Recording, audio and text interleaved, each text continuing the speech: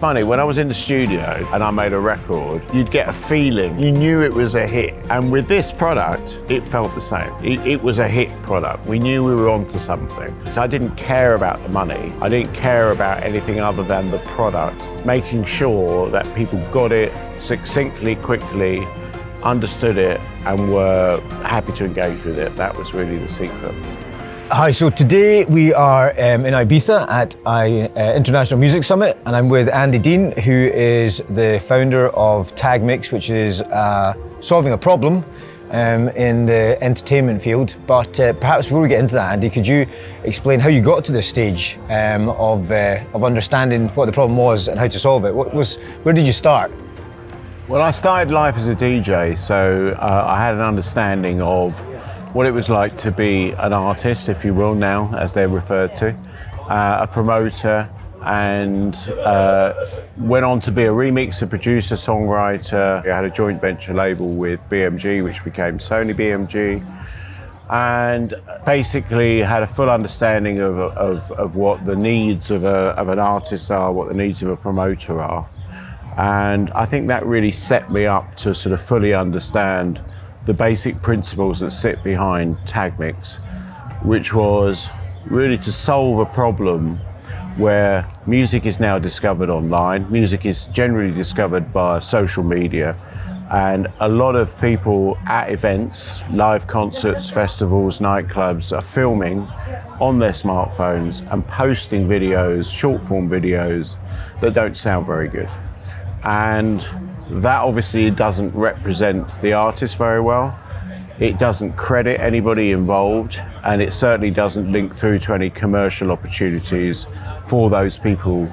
It basically creating that content and for the people that are discovering that content to come to the promoter or the event or the artist. And so that's kind of the problem and the, you know, hopefully the solution in one nutshell. You know, ideas are cheap, if you could say so. Like anybody could, you know, walk in and come up with an idea, but turning the idea into a thing, that's the really valuable part. So you had the idea, but you've turned it into a thing. So could you tell us what the thing is first of all, and then maybe start explaining what were the pragmatic steps you took once you'd had the idea to turn it into an actual product and then a business? Sure. So the thing, as you refer to it, is an app that sits on your phone that opens up immediately to your camera view.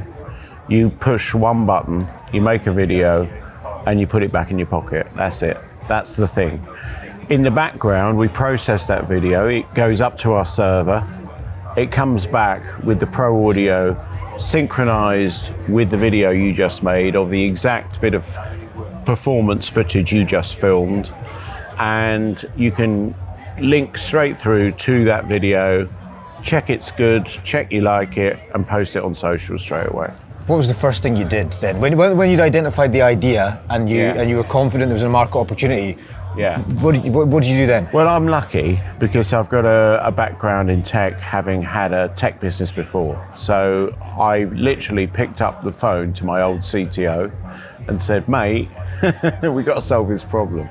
And we brainstormed it. I had a couple of 6-hour sessions, whiteboarded it, storyboarded it with the user experience and what was needed, and then set about building the components that would allow that process to occur and for that product to be put into the sort of manufacturing. And how long was that process from ideation to, I guess, kind of MVP architecture? Yeah, well, I'm lucky because my guys are quick. And we actually had a prototype up and running, I'd say within 6 to 8 weeks. Yeah, simply because the way that we went about it was not trying to solve all the problems in one go. We literally brought it down to the basic. What does the basic functionality have to be? We didn't worry about where we could go with it. Focused on the main idea, which was the simple up and down the pipe, swap out the audio, send it back. And what do we actually need to do that? What are the calls that needed to be made to the database, to the server, what were the actions that were required in the cloud to allow the consumer to engage with the service very easily. But getting it to scale is another thing. So, that's a much longer process. And a lot of what we built initially to prove the concept and to raise our seed funding was very rudimental and wasn't scalable. And that's what we used the money that we raised from the seed round to do. And so did you self-fund it up to the end of the prototype stage? Yeah, but we were lucky. We had little funds, available to us. And we also, very, very, very early doors, we had an ex-Vodafone executive who loved the idea and effectively seeded a lot of the prototype development, if you will, in the very earliest of stages. So I'd say the first 6 to 8 weeks was self-funded, and then the following 6 months this guy funded, and then we went out and raised our SEIS. So the guy, did you give him shares? Yeah. Every round of funding, we've upped the share price, and it continues to rise. And along the steps of the journey, if you'll allow, is we've been very conscious of IP, protecting the IP, protecting the process of the idea, and securing that so that we couldn't be copied and we could defend it. And obviously first mover advantage and all the rest of it is extremely valuable. So, speed to market and everything else is important. But yeah, those steps that we took initially, where we were really focused on what was important to get the job done and how could we make it so that more people could access it at the same time. Because when we're doing events, and some very large scale events, there's a lot of people wanting to use the service for a very short period of time. So we looked at burstable experiences with, AWS and back-end technologies like that. So just to allow us to be able to facilitate high demand for a short, brief period and then shuffle back down. And when you had the idea, did you also understand or have a plan for how it was going to make money? Or was it a case of chicken and egg? We'll worry about that later. For me, having been a record producer, my focus has always been on the prize. What is the end product? When you're a record producer, it's literally the first 6 seconds of a record. When you put the needle on the record in the old days or press the button today to play and listen, if it doesn't grab you in 6 seconds, you're skipping it and you're moving on to the next track. So it was all about the prize. I didn't care about the money. I didn't care about anything other than the product, making sure that people got it succinctly, quickly, understood it, and were happy to engage with it. That was really the secret for me. And so do you have a business model yet? Yeah, we do, because we need to do two things to make the tech work. We need to capture pro audio from the event, and we need to deliver that within the consumer app. So in that pipeline, if you allow, the device that we use in the venue is something that we rent to the venue. And in order to get value for that venue or that promoter or even an artist who can take it with them on a tour, we basically had to prove that the consumer wanted to engage with it. And by doing so, everybody understands the sort of marketing opportunities and therefore the engagement opportunities and how those can lead to further listening, further music discovery, potential transactions like buying merchandise, future tickets, etc. So those now have been sort of wraparounds for the business model, and the box in the venue is also the fundamental business model, which is a rental, Sky Sports set-top box style business where, we are literally building boxes and plumbing them into venues. So that's our basic business model. And have you thought through like where it goes, and do you want to take it there, or are you just building it and hoping someone comes along and sees the potential from you and buys it? Well, there's two streams of thought on that. I mean, we could go all the way with a proper big sort of, Series A, but we understand, that there's a lot of heartache, pain and suffering potentially in that. And also it can be a huge cash drain when you're trying to market something directly to the consumer. And effectively what we are is B2B2C, because we need to have the boxes installed, which is the B2B bit. And then the B2C bit can also be done by the venue, by the promoter, or the consumer version of the app can also be a massive tangible benefit to somebody who wants to market to those audiences, to those niche audiences that are interested in this particular type of music or these particular type of events and so on and so forth. So the plan as things stand is to either flip it for a sale for a Live Nation or an AEG, one of the big boys that already has enough venues under their control that they would want to see it exclusively for their benefit and value add for their venues, or somebody like Instagram who wants to use it as a technology that they license as a button, like an Instagram filter, but an audio filter for their service. So those two things, either or, would be a nice way of getting out quickly. And then the long game, obviously, is to raise proper money and go all the way to the consumer long term.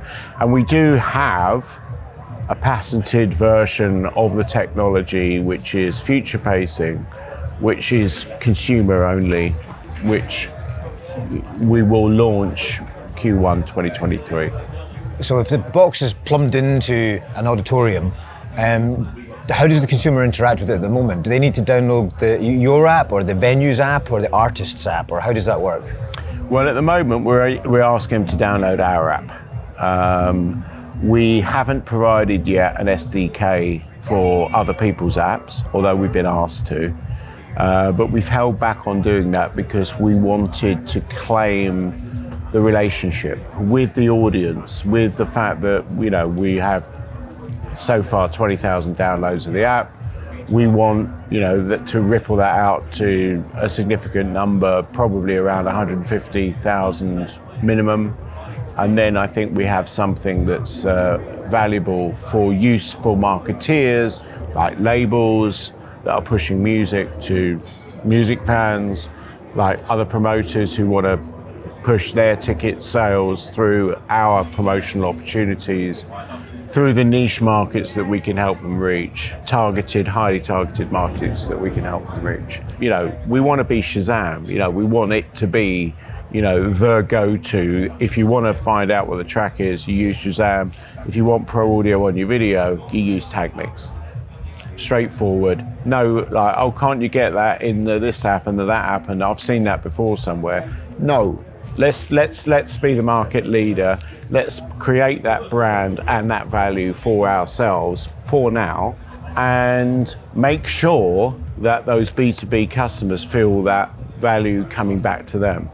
So what we found is that we're getting about 10% of audiences engaged on our platform where we do have it in the venue, and they're creating about 3 to 4 videos per event and sharing those, which is rippling out and amplifying the events, and it's really working well. So have you had, has any of this been written down in a business plan with a set of forecasts, and or is it all and based on research, or is it gut instinct, or how have you done this? Well, mostly from the hip, mostly from the gut. We have at times been forced to do some spreadsheets and some predictions and some numbers for investment, and for some of the bigger clients we've won. So for example, we've just signed a big deal with Warner Brothers and Sony, and those deals were predicated on predictions of cash flow because we're on a rev share deal with those guys. and in return they give us access to their artists. So, huge deal for us, huge deal for the business, and hopefully a game changer for the live music industry, which is what we're hoping we are and what we're hoping to become. And so, from where you are now, what's the next big challenge you have on the horizon? Well, to be omnipresent, to do those deals with your AEGs and your Live Nations, which we're currently in talks with. Some of the, literally the 3 biggest promoters in the world we're in conversation with. Obviously, the reputation we have for delivering products to major customers is there already for them to witness, which is great. So we've done some big festivals like Ultra in Miami, Tomorrowland in Belgium, Reading Festival in the UK, and the technology stood up. So we're robust, we know it works, we know it delivers. The artists actually are normally the most pleased about the product that's delivered. I can imagine, yeah. Yeah, because it represents their art form in the way they'd like it to be represented, instead of when you're actually normally making a video at said concert or event. So we're getting the traction now, we're feeling the love. Obviously there was a COVID period, which in fact allowed us to get our patent granted, which was and the IP protected, and the confidence has returned now to the live music event space. Bookings are being made, events are taking place. They're not getting cancelled. They're not getting postponed, and we're just catching that wave right now. And you mentioned some impressive partnerships and big companies, Warner, Ultra, Tomorrowland. How have you? And obviously you're a music producer with a reputation, but still, this is a brand new product. How have you convinced them to take a punt on something that essentially is, they've never used before? I think by opening their eyes and ears to something that was a no-brainer. It's funny, when I was in the studio and I made a record, you'd get a feeling about it. This is a hit. You knew it was a hit, And with this product, it felt the same. It was a hit product. We knew we were onto something. And obviously the connections help. I can't deny that. The fact that, you're talking to, for example, a media partner like DJ Mag go, get it. We want to use it. Come and do our pool party in Miami. Next thing you know, you're talking to Ultra. Come and do our festival. It ripples out through connectivity, the network effect. It's very, very important. Hence being here at IMS today. I'm always at Miami Music Week. I'm always at ADE. I'm always here. And whether it's for this or just hanging out, make people your friends and then they want to do business with you.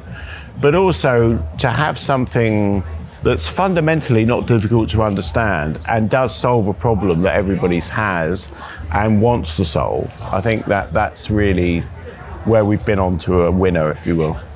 And we've been finishing off every interview with the same question. If you were to meet your younger self, your 21-year-old self in the pub tomorrow, what would you say to them? What advice would you give them? Carry on regardless. Have fun on your journey, because it's going to take a while. And focus on what counts. Do what makes you happy. And if you have the love and the enthusiasm for life, other people will feel it, capture it, and want to bottle it. And the only way they're going to do that is to keep talking to you. Amazing. Well, Andy, I wish you all the very best with a genuinely innovative idea that totally solves the problem. So thank you very much for sharing the journey of your idea. Thank and good you luck very with the much. future. Appreciate it. Cheers.